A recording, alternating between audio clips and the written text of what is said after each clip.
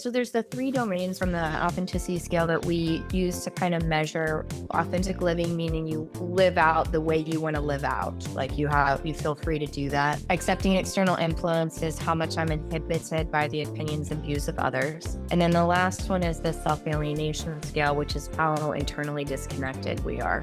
We use those 3 scales to really track how authenticity is progressing. And in reality, it's quite a spectrum. It's a continuum.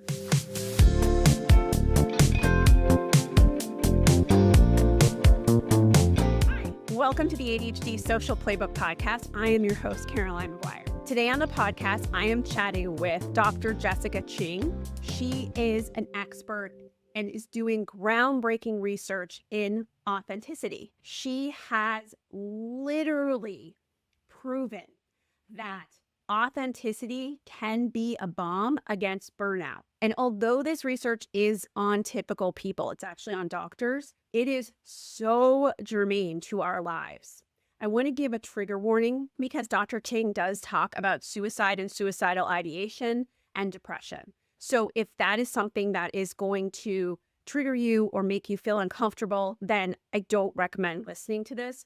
But her information and how she talks about masking is absolutely something that I think is so important. So I'm really excited about this conversation. Oh, this is part 1 of the conversation. So subscribe and stay tuned for part 2. Let's get into it. I hope you enjoy this conversation as much as I did.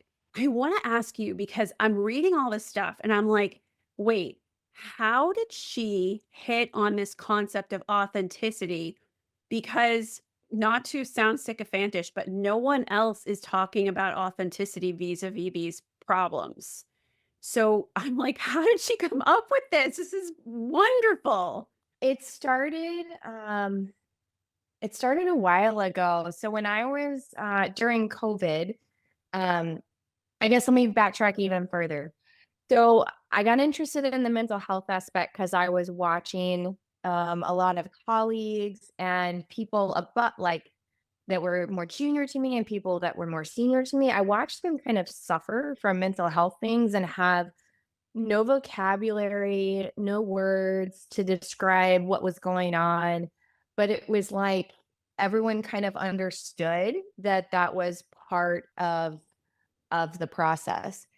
And I remember watching it and feeling really helpless. So that stuck with me, and I continued to kind of observe, at times, like, experience different bits of it myself, or those really close to me, but that stuck with me, and then in 2020, I had a colleague, a close work colleague, commit suicide right at the beginning of the pandemic. So we were on lockdown, and it was this really weird time. I had just worked with her.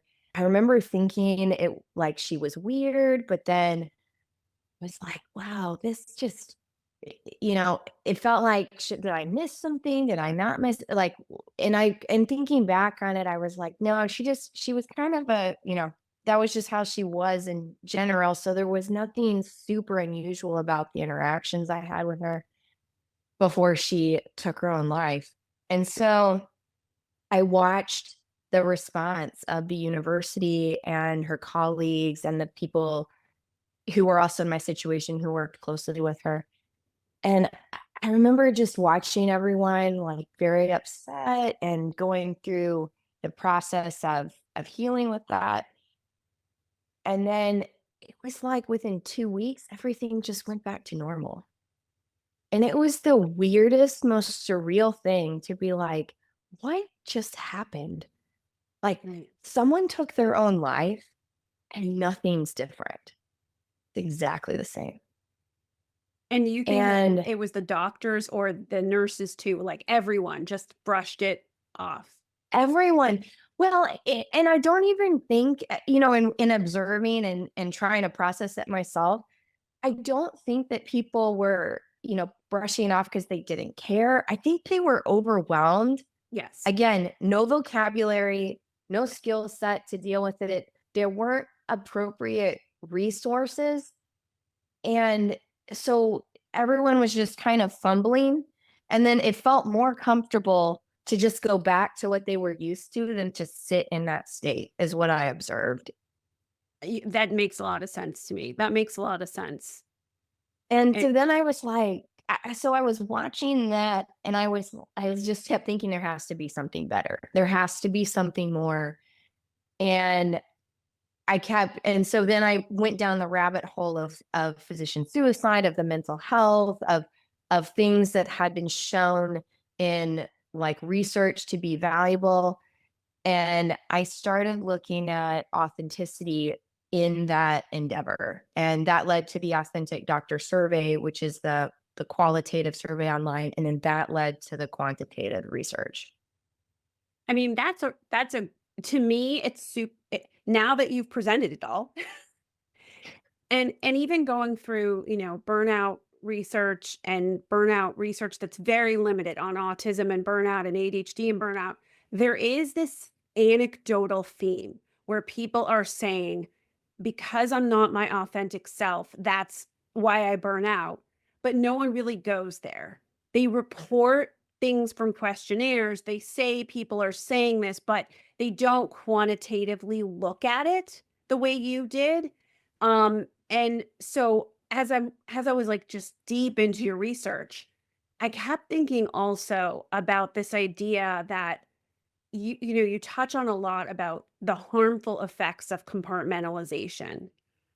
And it brought me to this question because it seems like it's very ingrained in doctors, surgeons, it's and there's probably necessary times, right? Like got to go save a life, can't deal with my marital issue.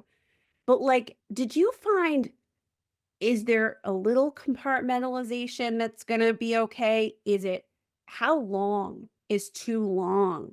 And did you find anything about that? Because that was so clear to me in your research. Like the compartmentalization is a huge impact on people's mental health. So, that is an excellent question, Carolyn. I think the best insight I found in the compartmentalization actually came through the qualitative research, through the survey responses. And the quantitative tools that we use, they don't really break it down quite like that in the compartmentalization. With the different authenticity scales, you could infer some of that probably. But I think what was most insightful was looking at the Authentic Doctor Survey responses and looking at how people describe the process of compartmentalization. And I remember there was one poignant response that someone wrote in. It was incredible in that survey that people would write so much at times as if they were like waiting for someone to ask. And then it just like spilled into this anonymous free text box. And, when one of them reported and they said compartmentalization, and I'm paraphrasing it from memory, but it is that compartmentalization is not necessarily a bad thing. We need it to do our job. The problem is when we don't reintegrate after the fact. Okay. And I think that, it was very poignant for an individual to have the insight, I feel like, to recognize that. And I saw that in the responses as well. There's a reintegration that when you delve into the research that's already been done on compartmentalization, there's a reintegration that needs to happen. And we call it a debrief in medicine. Okay. It's actually part of some of the structure within like surgical operations and different places will have programs in place to like respond after tragedy, or if there's um say say even a patient you're caring for has dies or has a bad complication. Well, there is like support, and in certain locations they have support programs to come alongside the physician. And one of the words they use is debrief. And the point is to review what happened and process the emotions so that you don't stay compartmentalized. You don't have to just go back to work as usual and pretend that it never happened. And I think that while people, may recognize in specific situations, like high acuity situations, yes, it's important. Let's bring in the special personnel to help debrief. I think we forget that day to day, we need a debrief. Like there's stress all day long, and that we can just like keep pushing, or we can like actually let it in, feel the feelings and let it integrate and keep moving then. And what's so interesting about that, I completely agree, is it brings up 2 things for me. One, in the research about people masking and sort of pretending and being alienated from their true self, there is a lot about sort of, it's become a daily habit. It's not like I do this once a week, I do this once a month, I do this in this very extreme circumstance. It's more like I do this more than I am my authentic self, right? And Oh, so yeah. you're sort of describing the same thing. But then the other thing I'm wondering is, given how we react to physician mental health, I mean, it's great in an acute situation, but it sounds like these physicians could really use like a daily or weekly therapy session to have that reintegration.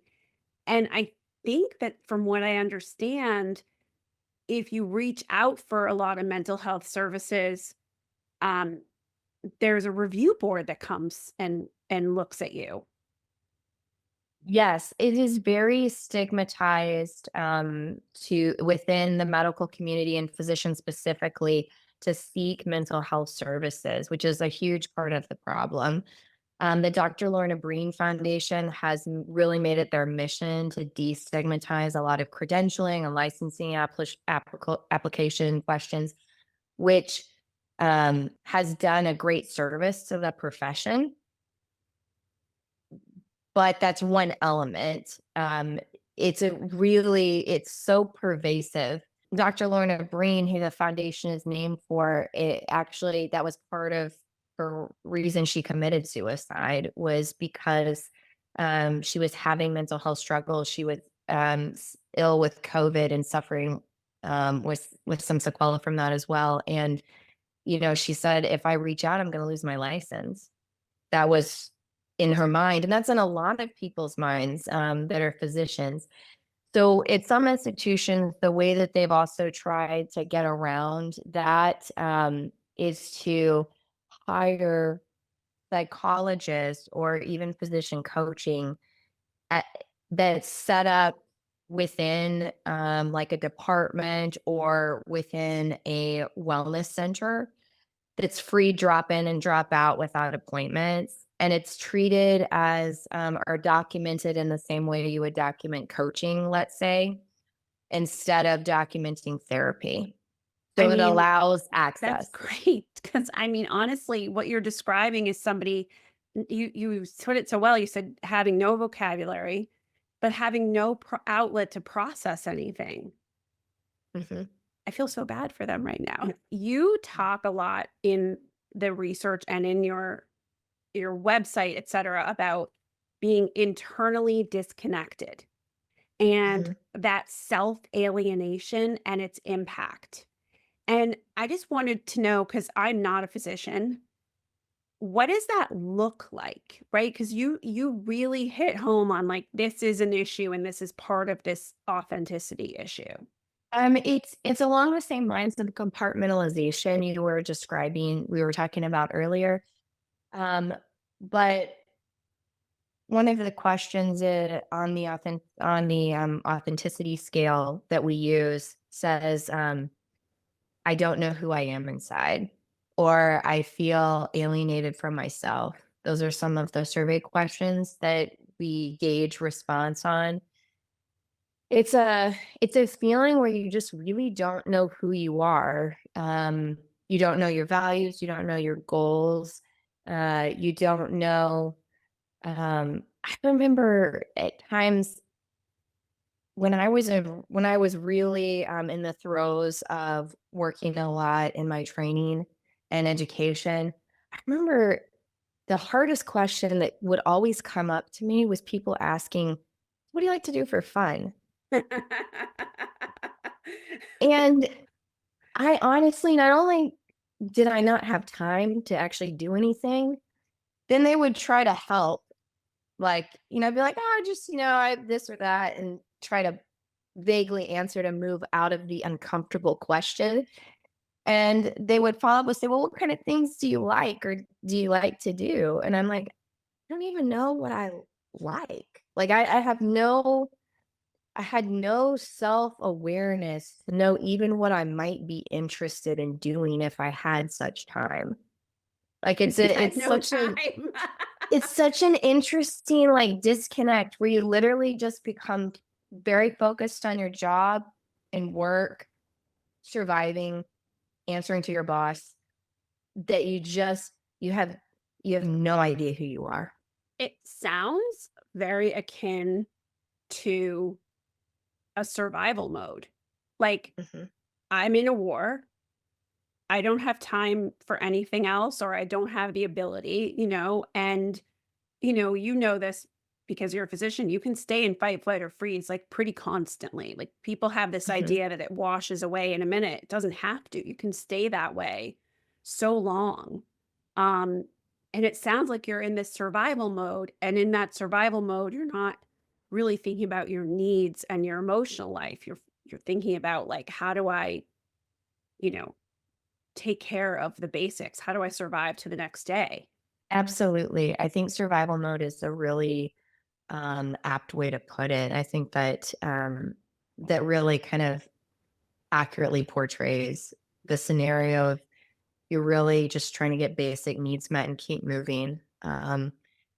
There's a light at the end of the tunnel. You always think that it's going to get better. I think what we've shown in the research though, and looking at, as you progress through your training or you transition from residency to or fellowship to faculty or even to senior faculty, I think what we've shown is that in a lot of ways it doesn't get better, it gets different. And so um that's part of why we're in the problem we've been in, and we're in this cycle as physicians for a century now, is just that you always think it's going to get better, that on the other side, when your situation changes, well, then it's going to change. But the problem is you're still you. You still have all the same coping mechanisms. Your vocabulary is still the same. So how are you supposed to learn? How are you all of a sudden supposed to know how to process and handle and accurately reflect your feelings or even know who you are just all of a sudden because the world around you changes when internally you're still exactly the same. And I've told you the reason I'm so excited by you isn't just that you're a wonderful person, but it's that this is so akin to the neurodivergent experience. So if I go to Mhm. someone and I say, you don't have to be afraid anymore, you can unmask, you're an adult, you can change jobs. And then I say, how do you want to spend your time? They're like, I don't know. Because all I've ever done is pretended I like baseball when really I hate baseball and go along to get along and do all these things that then when you sort of wake up and you're given permission to proceed, you're like, I don't know how. I don't know who I am. Mm. And it's just so akin. But then there's that added layer for physicians of, I can't go sit down with a therapist and explore because if I do, I enact this medical review stuff, which I think is like heartbreaking to me. If people feel this disconnectedness and they don't really feel and understand who they are, I mean, is it too is it too much of a leap to say they're not authentic, right? By the standards you laid out in the study. I think saying it like that is probably a little more accurate. So there's the three domains from the authenticity scale that we use to kind of measure authentic living, meaning you live out the way you want to live out. Like you feel free to do that. Accepting external influence is how much I'm inhibited by the opinions and views of others. And then the last one is the self-alienation scale, which is how internally disconnected we are. And so we use those three scales to really track how authenticity is progressing. The authentic living, we want it to creep up higher and higher. The accepting external influence and the self-alienation, we like to see those low so that they're not, they're going down. So I think we tend to try to look at it broadly across those three categories versus just as a collective saying whether or not someone is or isn't authentic. And in reality, it's quite a spectrum. It's a continuum. And and as humans, and I'm sure you know this from your work with the autistic community, is that you may kind of oscillate. You have moments where you feel really authentic, even personally feel like I really like that felt good. That felt like totally me. And then you'll have within a couple hours, you might have a moment where you're like, I just felt like not exactly what I wanted to say or do. That felt like I said what needed to be said, but that's like not really what I wanted to say. Um, and so I think too, having some grace there that it Yes. really is an oscillating thing. So And we all wear different pieces of ourselves at different times. We have to have right. emotional safety to truly show ourselves, which goes Mhm. to one of your categories, which is that we feel free. Mhm. And I'm wondering, in those surveys and in the results, maybe it's anecdotal, maybe people are writing you paragraphs about this. Do people talk about this ability to feel free at all? Because that to me is a really important factor here. Huge. And there's research even that predates my research looking at psychological safety, I think is really the term that the kind of occupational research shows is just you have to have an environment that feels psychologically safe to evaluate mistakes and to learn. And so especially when you're in a training environment and you're meant to be educated, if you don't have psychological safety, then you're not really going to be able to learn. Thank you for diving in with me. I hope you enjoyed part 1 of this conversation. Subscribe and follow so you can be notified when part 2 drops. See you all next week. Bye, friends.